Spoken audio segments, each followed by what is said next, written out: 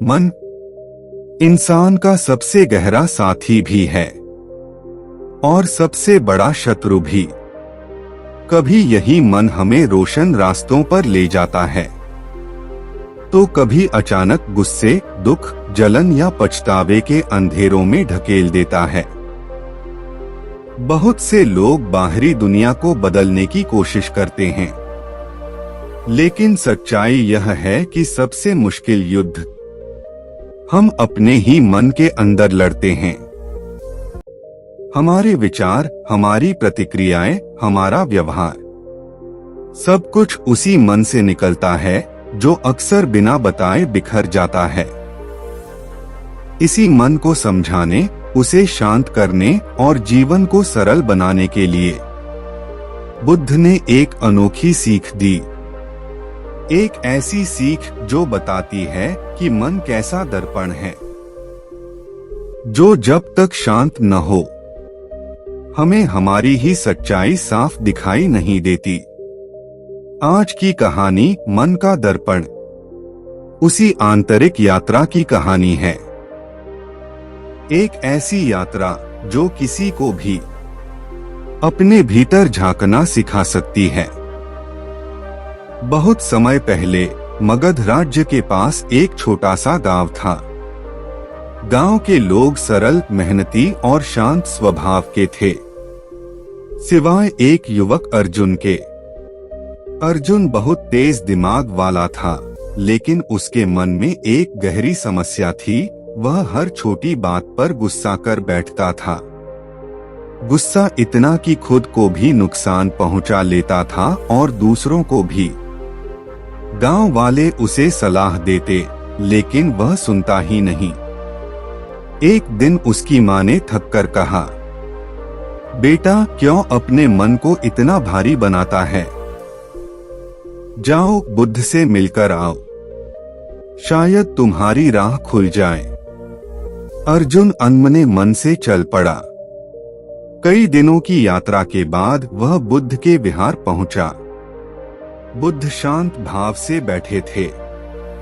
उनके चेहरे पर वही अनोखी स्थिरता, वही करुणा जो हर किसी का मन खींच ले। अर्जुन उनके सामने बैठ गया और बोला, भगवान, मेरा मन हर समय भड़क उठता है, कभी किसी बात पर, कभी किसी व्यक्ति पर। मैं जितना इसे रोकना चाहता हूँ, यह उतना ही उग्र होता जाता है। मुझे बचा लीजिए, मैं अपने मन को काबू में नहीं रख पा रहा हूँ। बुद्ध मुस्कुराए। उन्होंने कोई लंबी शिक्षा नहीं दी, बस धीरे से कहा, अर्जुन, कल सुबह नदी किनारे आना, मैं तुम्हें उत्तर दूंगा। अर्जुन समय से पहले पहुंच गया। थोड़ी देर बाद बुद्ध आए और बोले, अर्जुन, इस शांत नदी में देखो, तुम्हें क्या दिखता है? अर्जुन बोला, मुझे अपना चेहरा दिख रहा है भगवान। बुद्ध बोले, अगर मैं इस पानी को हिला दूं, तो क्या तुम अपना चेहरा साफ देख पाओगे? नहीं, अर्जुन ने कहा। बुद्ध ने अपने हाथ से पानी को जोर से हिलाया। लहरें उठीं, छवि टूट गई, सब धुंधला हो गया।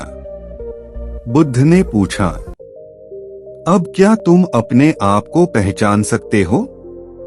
अर्जुन ने सिर हिलाया। नहीं, कुछ भी साफ नहीं दिख रहा। बुद्ध ने कहा, अर्जुन, यही तुम्हारा मन है। जब मन हिल जाता है गुस्से, दुख, ईर्ष्या या भय से, तो तुम चीजों को जैसे हैं वैसे नहीं देख पाते, दूसरों को दोष देते हो और सबसे अधिक अपने आप को ही चोट पहुंचाते हो। अर्जुन ध्यान से सुन रहा था। बुद्ध आगे बोले, मन को छूकर शांत नहीं किया जा सकता, उसे समय देकर शांत किया जाता है। जैसे पानी को स्थिर होने में थोड़ी देर लगती है, वैसे ही मन को भी शांत होने की जरूरत होती है। लेकिन भगवान मैं क्या करूं? अर्जुन ने पूछा। बुद्ध बोले, जब भी मन में गुस्सा उठे, दुख उठे, अहंकार उठे, तो तुरंत प्रतिक्रिया मत देना। बस 3 काम करना। रुक जाना, कुछ मत बोलना, धीरे धीरे सांस लेना, मन को ठहरने देना।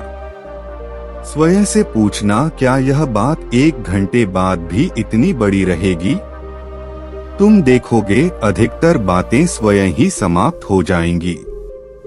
अर्जुन ने पूछा, क्या इससे मेरा गुस्सा हमेशा के लिए खत्म हो जाएगा? बुद्ध ने कहा, गुस्सा खत्म नहीं होता, समझ आने से वह कमजोर हो जाता है। और जब तुम समझदार बन जाओ तो गुस्सा खुद ही तुम्हें छोड़ देता है। अर्जुन सचमुच बदलने लगा। हर बार जब गुस्सा आता वह रुक जाता, सांस लेता, विचार करता। धीरे धीरे उसका मन शांत होने लगा। गांव वाले जिन्हें उससे डर लगता था, अब वही उसे सलाह लेने आने लगे।